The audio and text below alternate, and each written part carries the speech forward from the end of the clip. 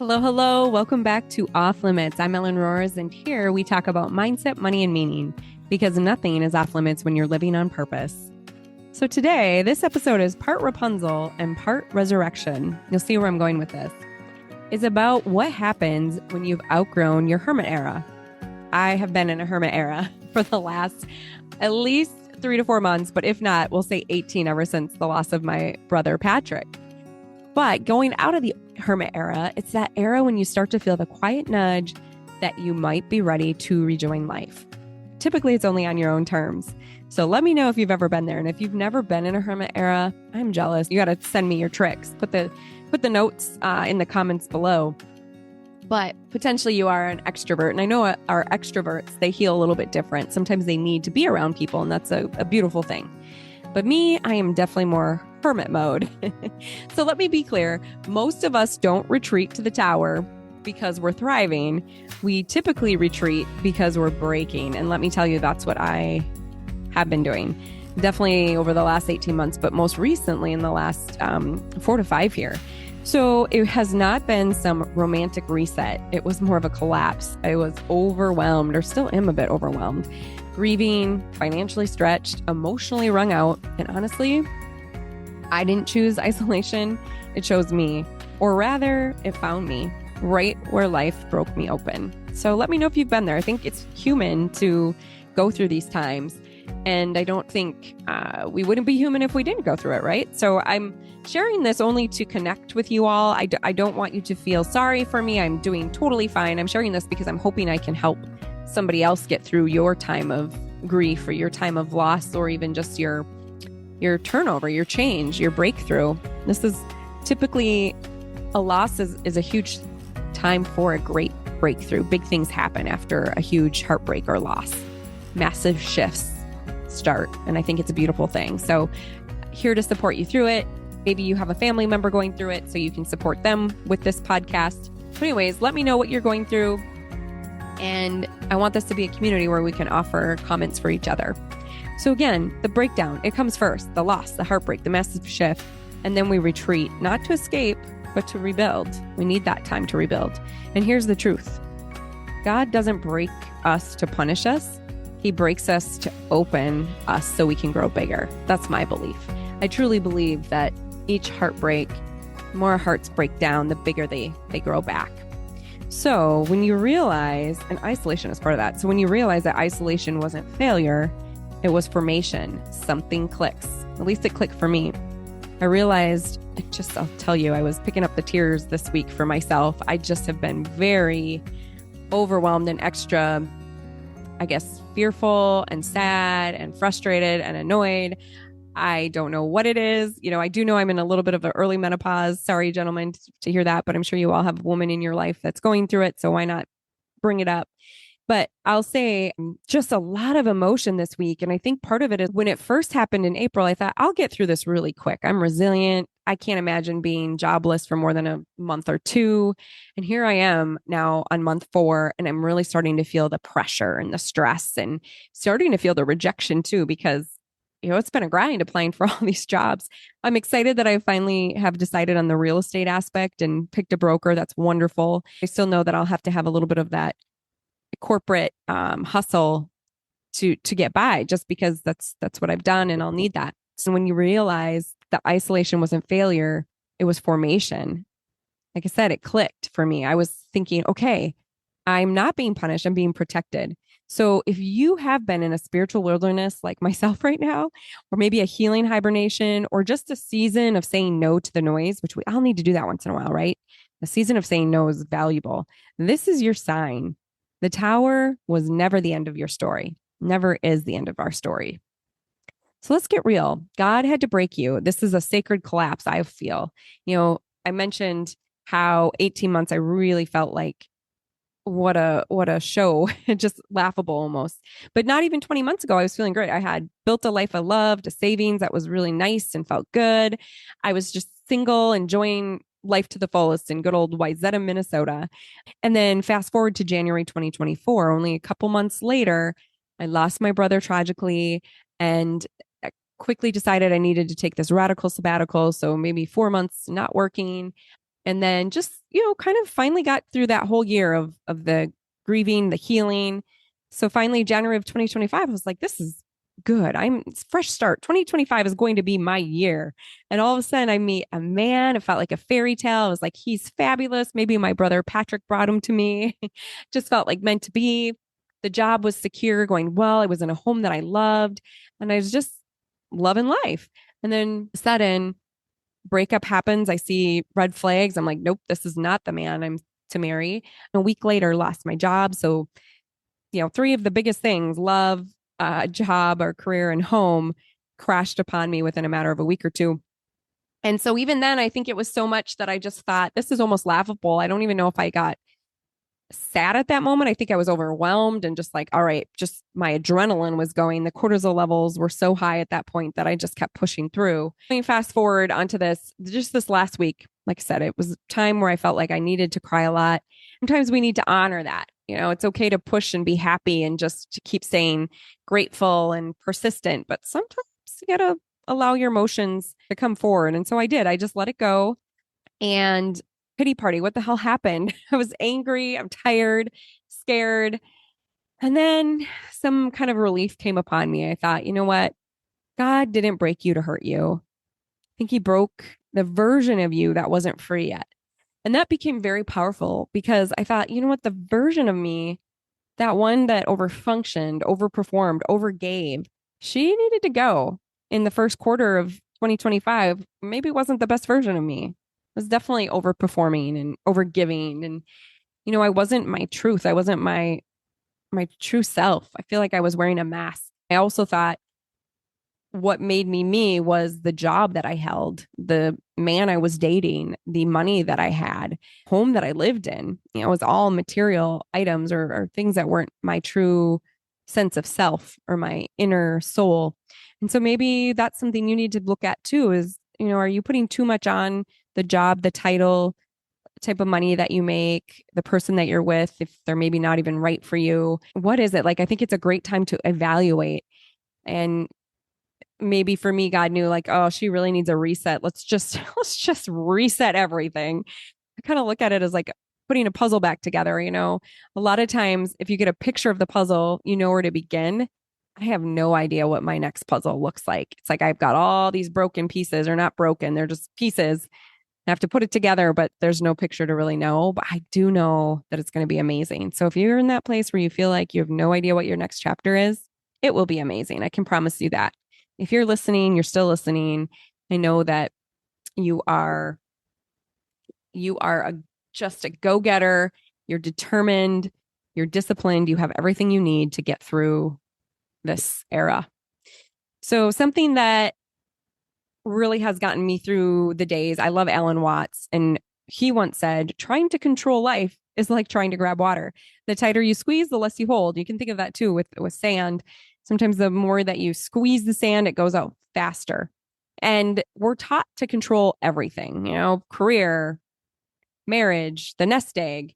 But when life doesn't follow the vision board, what then? And my life definitely didn't follow a vision board. In my 20s, I thought I would be definitely married with kids and doing all the normal things by now. And I was holding on very tightly. So I just kind of talked about that. I was holding on to love, to money, to image, and life. So life came and pried those things from my grip. For surely. It was maybe a little gentle at first. I would even say it started with 39 when I had that hysterectomy. So it felt, gentle, and then all of a sudden not so gently. At least, in April, definitely wasn't a gentle one. But here's the thing. It wasn't punishment. It was permission. And I will say, after all that breaking came the silence. So the hermit mode for me was a healing time. I needed it. And I'm just kind of coming out of it, like I said. So that's why I wanted to share and do this episode. Sometimes I feel like I'm a little too real with you all. It's like when you think of a podcast, you think of somebody that's trying to share all of their guru knowledge with you. But you know what? I am not a guru. I am just a real soul-centered human being that wants to be very authentic with you all so you can take what resonates with you. Again, after the breaking came the silence. So I wasn't going out. I was very much saying no, or I wasn't saying yes like I typically do. I became very, very selective, selective on who I spent time with, became very still, quiet. Some people call this isolating, maybe it is. but I called it sacred.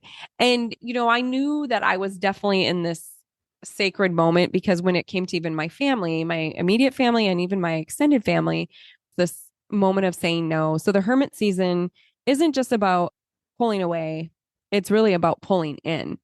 And that tower, for me, the tower wasn't a prison, it was a chrysalis. I needed it.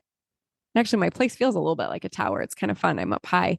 So, anyways, you don't have to apologize for needing a break from the world. I know some people maybe don't have the freedom like I do, since it is just me. It's a lot easier to take a break from the world. And if you're a mom or a dad or you've got a busy career, it is a little bit harder. But here's the thing, when it starts to feel more like protection than punishment, that's when you know you're healing. So take that time, take a break, and don't apologize for it. And I will say, there is a bit of a sacred purpose of pain. This is my opinion. Pain is not the enemy, avoiding pain is. So we all go through pain and suffering, losing a loved one, just like losing my brother, of course. That was huge, significant pain. Anybody that's lost someone they love knows that pain. Feeling, the sadness of my career, the ego bust there, and watching my financial plans unravel. I can just tell you, I'm like, oh my goodness. Is it time to bust into the 401k? Those were brutal, brutal moments, but those moments became sacred, still are sacred. Why? Because pain stripped away every illusion that I was hiding behind. And underneath all of it was me, the real me, the one who didn't need to perform or prove. And it was such a good feeling. I'll tell you that. Sometimes God doesn't answer with lightning. Sometimes he answers with stillness. So in that stillness, I felt like I was really able to see the true Ellen Roers, my true soul, most inner beauty of my depth, not again my titles. And that stillness allowed me to really see who I was and to see my resilience. I was like, I've lost it all, but I still feel pretty amazing as me. So here's the thing. I don't think when we're in those moments, we're not being punished, we're being rebuilt. So what if suffering is sacred? What if the heartbreak isn't evidence that God forgot you, but proof that he is closer than ever? So I have felt that he is close. There's this unwavering trust that I have. As much as I'm a little terrified, I've been able to really let it go. And so there's been a shift for me where I'm like, nope, it's going to work out. It's just right around the corner. Rebuilding, in the silence, we're rebuilding. And in the fire, we're rebuilding. Because here's the truth. You are not behind, you are becoming. And I have to tell that to myself, even when I start to think, oh my gosh, I took like 20 steps back. So now let's get to the fun thing, letting down your hair. Movie Tangled, Rapunzel, the movie. So letting down your hair and not your standards. So not going back to who you were before. And that's what I know. For me, I feel like I've fully changed. I'm not needing to impress. I'm just being my authentic self. I'm not chasing the old version of fun. See this mindset shift and it's great. So I'm not interested in the shallow conversations or the surface level connection. You're selective now. I know for me, I'm more selective. I'm not bitter, not cold. I'm just sovereign. Like it's just my sovereign self. Letting down your hair doesn't mean giving everyone access. It means letting light back in, letting joy back in, and letting you out, getting out the best version of yourself. And the version of yourself that knows you're enough just because you're you. Again, it doesn't matter the titles, the money, the job, the person you're with. None of that matters. You're not boring. You're becoming intentional. You're not hiding, you're healing. Really starting to walk through that fire with trust. And I've had to consider, do I need to consider cashing out my 401k? I mean, it's not ideal. Cried over my laptop. I felt panic in my chest. But through it all, there's a voice that keeps whispering, this isn't the end. It's the unbreaking. What if this fire isn't to destroy you, just to refine you? We really are fine. Okay to convince ourselves of that.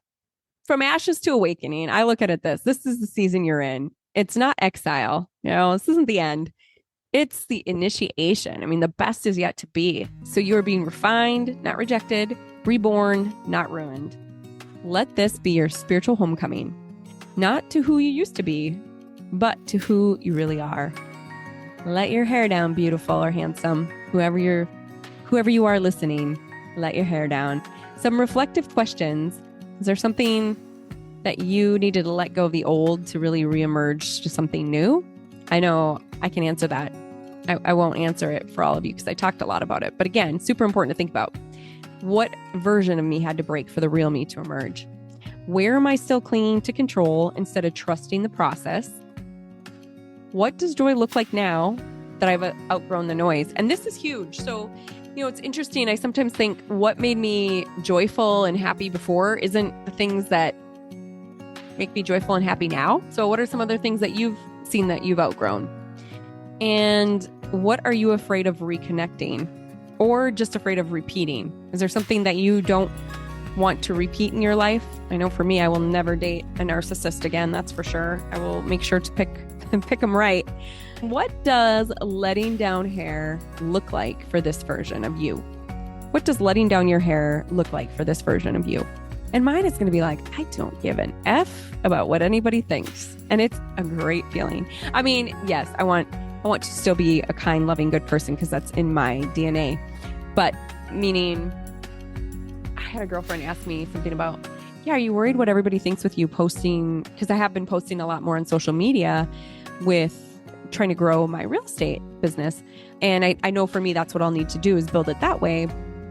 And I was like, no, I just don't even care. It's such a good feeling. Like I used to maybe care what people thought of me and now I just don't. And that is letting down your hair. Like I just feel so much more accepting of me, accepting of my family, friends. People are going to be who they want to be. And yeah, it can affect me sometimes, but if those people affect me, I just stop hanging out with them. And it is hard to say, when you really love certain people, to think of not hanging out with them because it isn't a positive vibe to be around them. That's tough. So you kind of have to do that with grace. But I'm starting to find that my time is so valuable that letting down my hair is picking and choosing who I want to spend my time with. On that note, I just want to say thank you for being here. Thank you for letting me be so raw and authentic with you. I hope that this chapter for you, if you're in a breaking moment, know that the best is yet to be. And through this breaking, you're being brought back to life. I promise you that. Lots of love. And until next time, let down your hair, baby. All right. This is Off Limits. And again, if you're living on purpose, nothing is off limits.